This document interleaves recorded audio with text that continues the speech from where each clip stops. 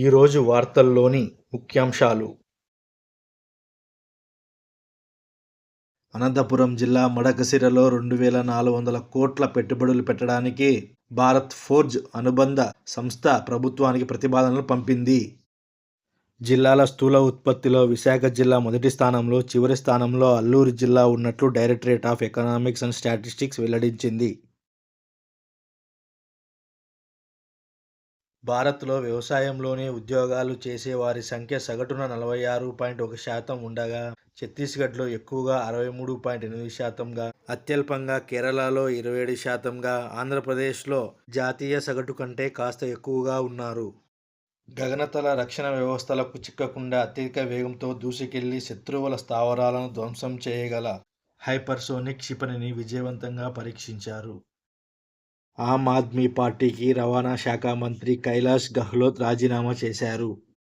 దేశంలో అతిపెద్ద రహదారి NH-44 3,745 కిలోమీటర్ల దూరంతో 13 రాష్ట్రాలను కలుపుతున్నది.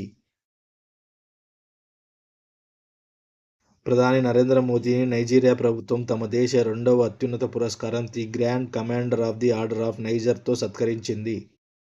భారత ప్రధాని మోదీ, నైజీరియా అధ్యక్షుడు తినుబు భేటీ సందర్భంగా భారత్, నైజీరియా మధ్య 3 అవగాహన ఒప్పందాలు కుదిరాయి.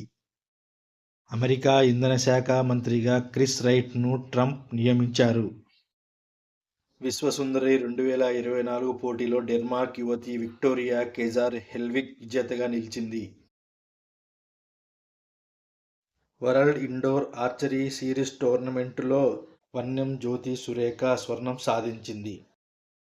India International Challenge badminton tourney టైటిల్ను రుత్విక, రోషన్ జోడీ కైవసం చేసుకుంది.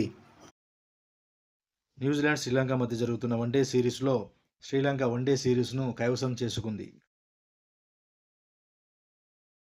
అల్లు అర్జున్ హీరోగా సుకుమార్ దర్శకత్వంలో రూపొందిన పుష్ప 2 చిత్రం యొక్క ట్రైలర్ను ఆ చిత్ర బృందం పాట్నాలో విడుదల చేసింది. విశ్వక్ సేన్ హీరోగా రూపొందిన మెకానిక్ రాకీ చిత్రం యొక్క ప్రీ రిలీజ్ ఈవెంట్ను వరంగల్లో నిర్వహించారు. మిక్ ఎలక్ట్రానిక్స్ సంస్థ ఈ ఆర్థిక సంవత్సరంలో 2వ త్రైమాసికంలో 2.12 కోట్ల నికర లాభాన్ని సాధించింది. రిలయన్స్ గ్రూప్ 2030 నాటికి వృద్ధి వ్యూహంలో భాగంగా గ్రూప్ కార్పొరేట్ సెంటర్ను ఏర్పాటు చేసింది.